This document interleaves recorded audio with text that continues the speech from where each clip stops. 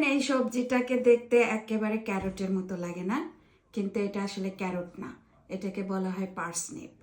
আর এইটা আপনার সাধারণত এটা আমাদের বাংলাদেশে হয় না।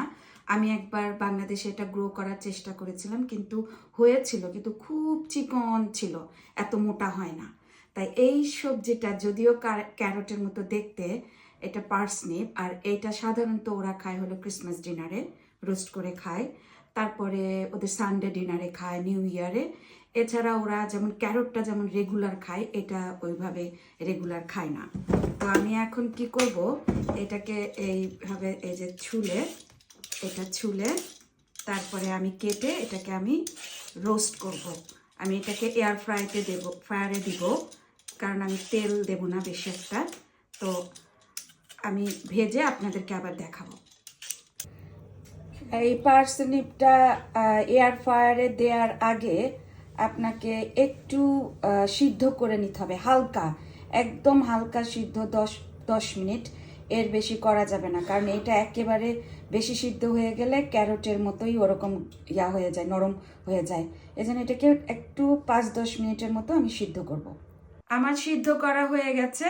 এখন আমি এটাকে এই যে ইসের ভিতরে দেব, এয়ার ফ্রায়ারের ভিতরে দেব, এবং এটা দেবার পরে আমি এটার উপরে একটু অয়েল স্প্রে করে দিব।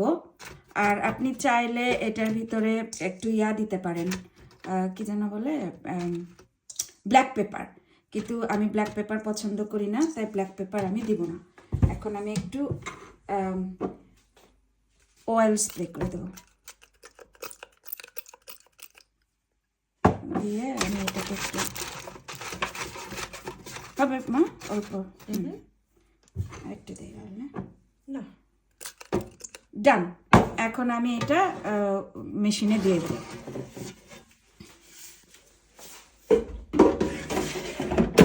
টোস্টটা রেডি হয়ে গেছে। আমি 20 মিনিট আর 150 টেম্পারেচারে